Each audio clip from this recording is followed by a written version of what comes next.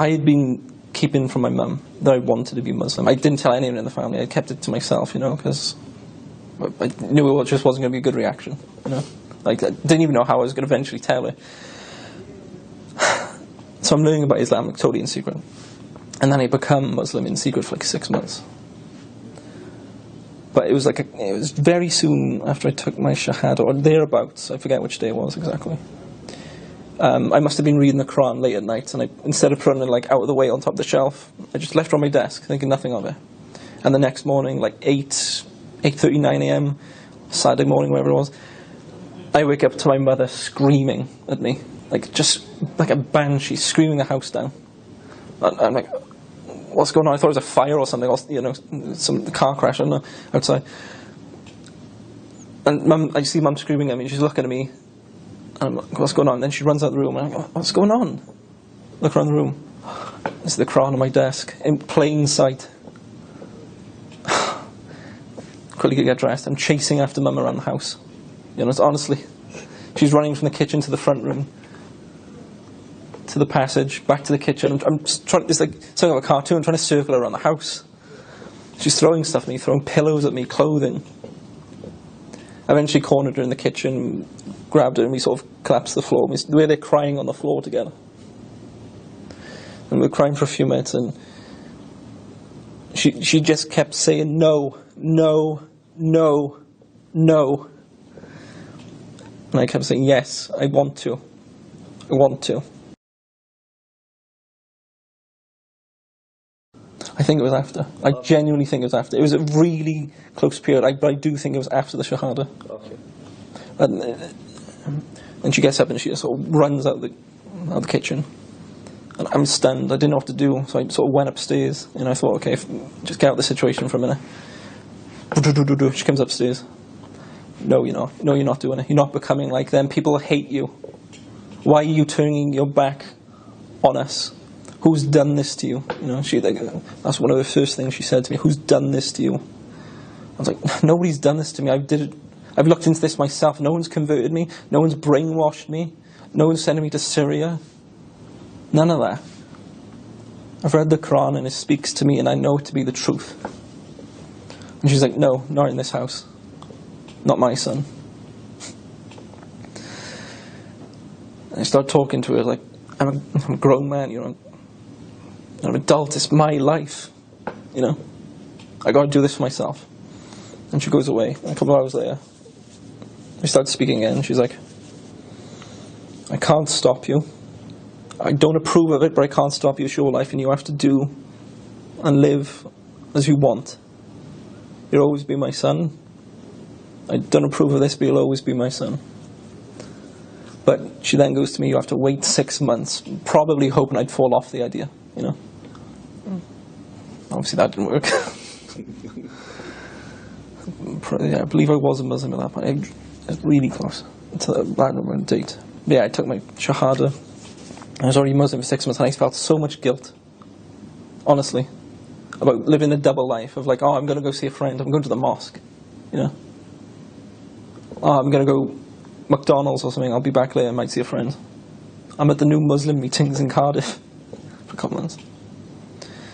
Eventually the 6 months expires, and it was January of 2020. And I go to it and I was like, 6 months is up, I still want to do it.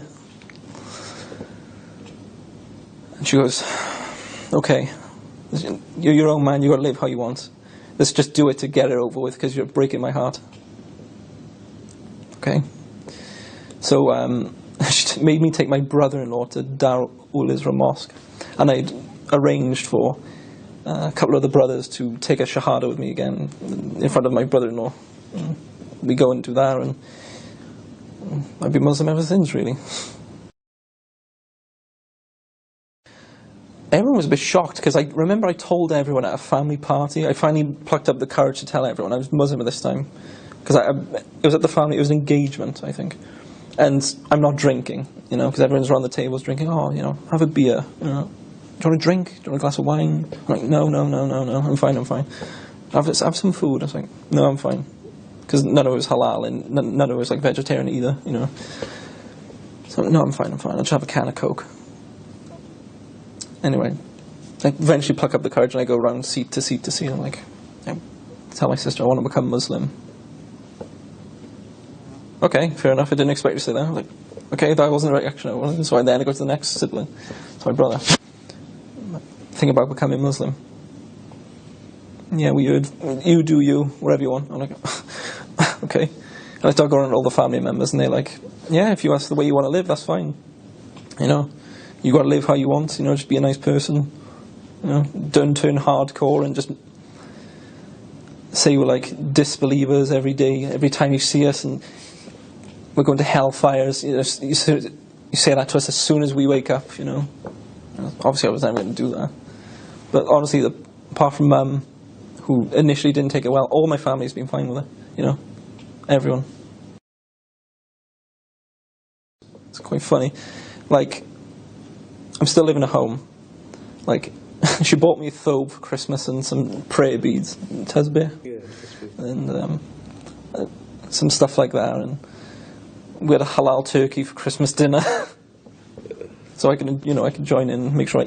She's like, I want to make sure you're eating. You know, she's like, in Philly, can I get anything? I'm like, no, I have to go get it from Cardiff. You know, all the halal food, stuff like that, and meat. I think it's been just slowly over time, seeing me just asking me questions about, like, what's this and that. Like, not that she wants to become Muslim herself, but I think she's just trying to figure out what it is and why I've done it. Like, what was the appeal? And sort of like, slowly, I'm bringing down the barriers and the misconceptions. Because, like, she's actually been looking into, like, well, this is what Muslims do themselves. Not, like I said, not that she would convert herself. Well, Allah guides who he wills. But I do think it has been beneficial for the family, because I got siblings asking me questions, trying to clarify some issues. And if I haven't got a question, I'll ask a brother who knows, or find an authentic source for this sort of question. And well, inshallah, I hope I've, at least in my family, have demystified Islam and showed its beauty. You know?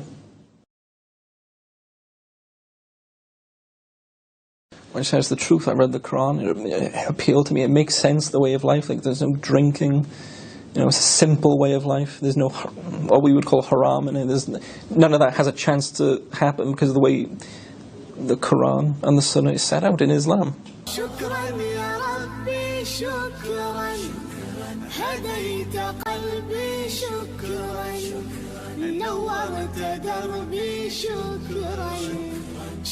يا رب.